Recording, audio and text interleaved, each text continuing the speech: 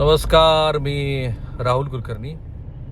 बातमी राष्ट्रवादी काँग्रेसशी संबंधित आहे आणि त्याच्यात एक धक्कातंत्र असू शकतं असं मला तरी आता दिल्लीतले स्रोत सांगतात. धक्कातंत्र हे अनेक अर्थाने आहे, कारण राष्ट्रवादी काँग्रेसमधले 6 खासदार अस्वस्थ आहेत असं महाराष्ट्र राज्याचे माजी मुख्यमंत्री श्री पृथ्वीराज चव्हाण यांनी सांगितलं.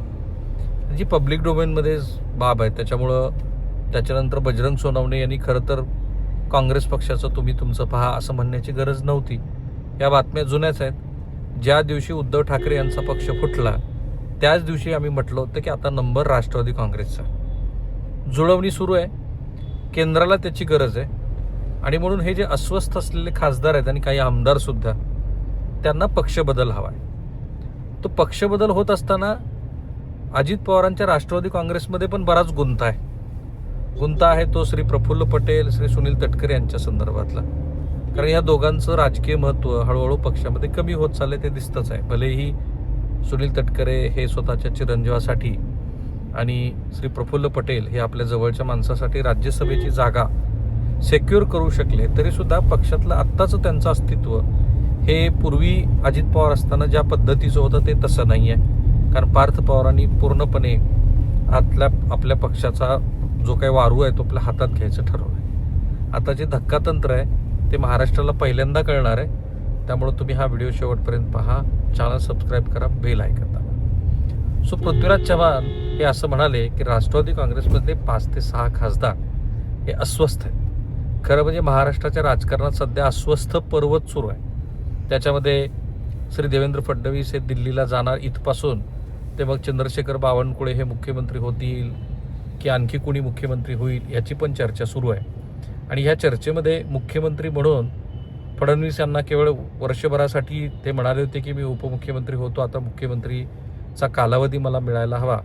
आणि ते खुद्द ह्या राज्यातले टॉलेस्ट नेते शरद पवारांना चॅलेंज देऊन मुख्यमंत्री पदावरती आलेले आहेत. त्यामुळे त्यांनी ते करून तर निश्चितच दाखवलंय. मग अशा वेळेला दिल्लीश्वरांच्या मनात काय आहे हा खरा प्रश्न आहे. जर दिल्लीमध्ये त्यांना स्ट्रॉंग टीम करायची असेल तर ते कदाचित देवेंद्र फडणवीस यांचं इलेव्हेशन करू शकतात अशी चर्चा आहे. मग त्यांच्यानंतर महाराष्ट्राचे मुख्यमंत्री कोण, अर्थात चंद्रशेखर बावनकुळे, बरीच नावं महाराष्ट्रामध्ये चर्चेत आहेत. आता ह्या चर्चेमध्ये आणखीन एका चर्चेची जोड आणि फोडणी मिळाली, ती आहे राष्ट्रवादी काँग्रेसमधल्या अंतर्गत दुफळीची. एक दुफळी तर शरद पवारांच्या पक्षात आहे, दुसरी दुफळी अजित पवारांच्या पक्षात आहे. अजित पवारांच्या पक्षामध्ये पार्थ पवारांनी पक्ष हळूहळू आपल्या पूर्णपणे कमांडमध्ये घ्यायला सुरुवात केली. आता माझी माहिती अशी आहे, या सगळ्या प्रक्रियेमध्ये सुनील तटकरे आणि प्रफुल्ल पटेल हे अस्वस्थ होणं साहजिक आहे. कारण त्यांच्यामुळे पक्षाचा किती विस्तार होतो, त्यांच्या कुटुंबात किती मंत्रिपद आहेत, किती जण आमदार खासदार झालेत, असा प्रश्न इतरांनी नाही तर खुद्द छगन भुजबळांनी जे त्यांच्या एकेकाळचे सहकारी आहेत त्यांनी विचारला आहे. बरं, त्यांनी तो पब्लिक डोमेनमध्ये विचारला म्हणजे एक सल्लामसलतीनंतरच विचारला असावा, साहजिक आहे. कारण पक्षाच्या अंतर्गत गोष्ट बाहेर तुम्ही सांगताय, याचा अर्थ असा की पक्षामध्ये भविष्यामध्ये केंद्रामध्ये जो विस्तार होईल त्या विस्तारामध्ये कुणाला मंत्रिपदं मिळावीत ह्याच्यासाठीची रणनीती सुरू आहे. आणि ती रणनीती सुरू असताना पुन्हा त्याला किनार आहे ते पक्ष फाटाफोटीची.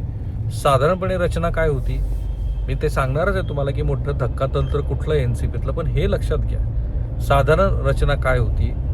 तर अजित पवारांच्या पक्षामध्ये जर काही फूट पडत असेल, कुणी नेता त्याला बाहेर पडायचं असेल तर भाजप त्याला जवळ करणार नाही. इकडे उद्धव ठाकरे यांच्या शिवसेनेमध्ये फूट झाली तर भाजप त्यांना घेणार नाही, एकनाथ शिंदेकडे ते जाते. साहजिक आहे, जेव्हा अजित पवारांच्या पक्षामध्ये इतकं सगळं आलबेल नसताना तिकडच्या राष्ट्रवादीमध्ये जी अस्वस्थता आहे तर त्यातल्या काही मंडळींना आपण थेट भाजपबरोबर जावं असं वाटणं साहजिक आहे. सत्तेबरोबर सगळ्यांना जायचं, कुणालाही ज्यांच्या संघटना आहेत, ज्यांच्या संस्था आहेत, ज्यांचे कॉन्ट्रॅक्टशिप आहेत, आणखी काही असतील त्या लोकांनाही राहायचं नाही आणि ज्यांना पुन्हा निवडून यायचं आहे त्यांनाही विरोधी पक्षात राहायचं नाही. अशा वेळेला ते नवा भिडू शोधत आहेत. तो नवा भिडू हा भाजप न असता तो राष्ट्रवादी काँग्रेसचा अजित पवार गटच असावा अशा पद्धतीची केंद्रीय नेतृत्वाची भूमिका आहे. आणि म्हणूनच सध्या ह्या 5-6 जणांची अस्वस्थता वाढीस लागलेली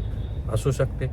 त्याशिवाय जेव्हा सुनील तटकरे आणि प्रफुल्ल पटेल यांच्या संदर्भात केंद्रात काही विचारणा केली जाते तेव्हा आमच्यासाठी पार्थ पवार आणि सुनेत्रा पवार हेच महत्त्वाचे आहेत असं अधोरेखित करण्याचा प्रयत्न केंद्रीय पातळीवरती सुरू असतो.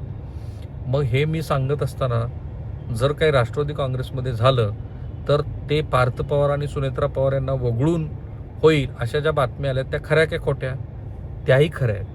कशा अर्थाने खऱ्या आहेत? कारण पक्षातलं महत्त्व कमी झालेले काही नेते हे सुनेत्रा पवार आणि पार्थ पवार यांना वगळून सुद्धा आपण एकत्रित येऊ शकतो असंही सांगू शकतात, तसं सांगतही असतील आणि तसे त्यांचे प्रयत्नही सुरू असतील. माझी थोडीशी माहिती अशी आहे की ज्या वेळेला सुप्रिया सुळे यांच्या कन्येचा विवाह होता त्याही काळामध्ये अजित पवारांच्या पक्षातली काही नेते मंडळी यासाठीची चाचपणी करतच होती. आता हे सगळं सुरू असताना मला मिळालेल्या माहितीनुसार राष्ट्रवादी काँग्रेसला केंद्रामध्ये एक कॅबिनेट मंत्रीपद किंवा 2 राज्यमंत्रीपद मिळू शकतात आणि तिथे खरी ट्विस्ट आहे. ट्विस्ट ही आहे की सध्या त्यांचे 2च सदस्य आहेत, तसे 3 आहेत. एक प्रफुल्ल पटेल, आता नंतर राज्यसभेवर निवडून आलेले त्यांचे सहकारी प्रफुल्ल पटेलांचे सुनील तटकरे आणि ऑब्व्हियसली पार्थ पवार. जर 2 MOAs त्यांना मिळणार असतील मिनिस्टर ऑफ स्टेट तर तिथे कुणाची वर्णी लागेल? तर मला जो अंदाज येतो आहे त्याप्रमाणे एक मोठं धक्कातंत्र तिथं पाहायला मिळू शकतं.